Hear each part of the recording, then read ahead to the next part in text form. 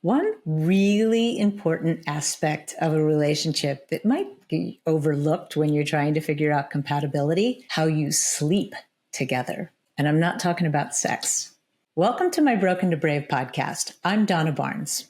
Sleep style has largely been broken into 4 animal types. And I think it has a big part to do with how compatible you are with somebody. Because honestly, I briefly dated a guy for a little while who was very much what they call the lion sleep animal, which is a very early before the sun riser. That kind of person that is up before the crack of dawn and gets a million things done before it's even noon, which to me, I'm a wolf, where the wolf is a little bit more like the night owl.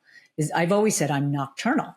And I've always been that way, right? When I was in school and the alarm would go off and it would go off and go off and go off. And my father would come in and grab the comforter and say, get out of bed, right? It's because I hated to get up in the morning. And every morning I'd think to myself, I'm going to go to bed early tonight so that I can get a good night's sleep. And I'd drag all day and then it'd become night and I'd be wide awake again. That's when I get my best thinking done, right? So I now know that I am a wolf and I do much better with other wolves or bears. Bears are what I think is 55% of the population, which is largely like a bear. Like they hibernate and then they hunt, right? Like that's kind of the 2 things they do. And bears get up maybe 7:30 in the morning and they're most productive between 10 and 2, kind of middle of the day. Not exceptionally a morning person, but can kind of get going and really likes to function in a normal daytime and goes to bed at a reasonable hour.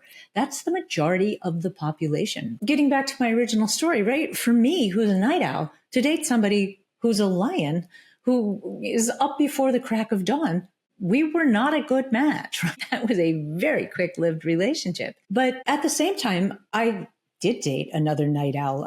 A wolf is what they call it. Years ago in the 90s when I lived in Los Angeles. And geez, we would stay up till the crack of dawn. And, not that you could be out, last call is 2:00 there, but a lot of times the sun would be coming up. And I worked at a nightclub for a while out there, which was all part of that, right? I was happy to work at a nightclub, but I became a vampire, right?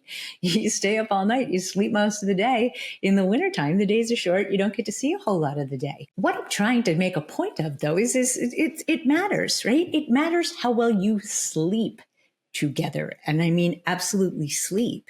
I'm a cuddler. I like to cuddle, but it needs to be the right person, right? Because if somebody runs really hot, I don't want to cuddle with that person. I'm like, oh, stay on your side. You're too hot, right? But the really, truly great loves of my life has had the same temperature, really tolerance as me. And we can cuddle and not be overheated. To me is a really good relationship. The other sleep animal is a dolphin, where a dolphin is a very light sleeper and can be woken up. I'll tell you, if you are that person, earplugs are a really wonderful thing to shut out noise, to wake you up. Light sleepers, I think, are usually the people that like to sleep in a different room. They don't even want to sleep in the same room with their partner. Interestingly, because I wear my now Google Watch, right? I have a Fitbit app. It has told me that I am a parrot, which is not one of the 4 classic ones, but it says that parrots have a lively attention span and lots of energy, which is kind of me. So anyway, my point is finding out what your sleep animal is, whether you're the lion, the bear, the wolf, or the dolphin, is very helpful in figuring out if you have long-term compatibility. Because, I know a lot of couples sleep in separate bedrooms because they're different sleep animals, right? When you hear that couples don't sleep in the same room,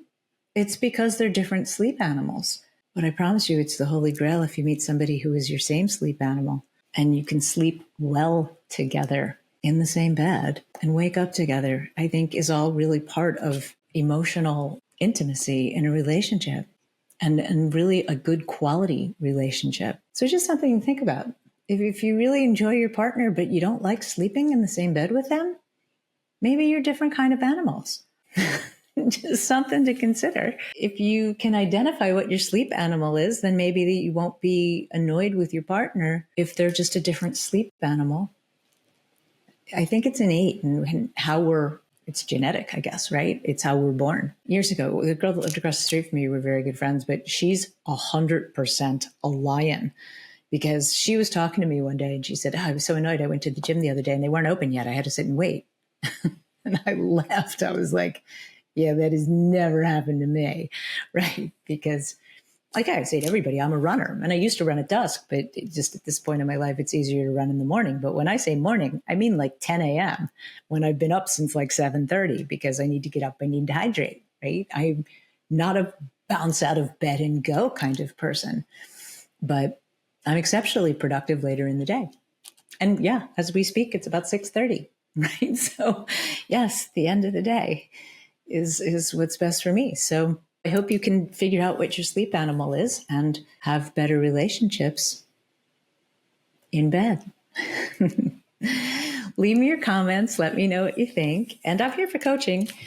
And thanks for listening. I appreciate it. Check out my store. I created some fun wearables. And I look forward to seeing you in my next episode. Thanks.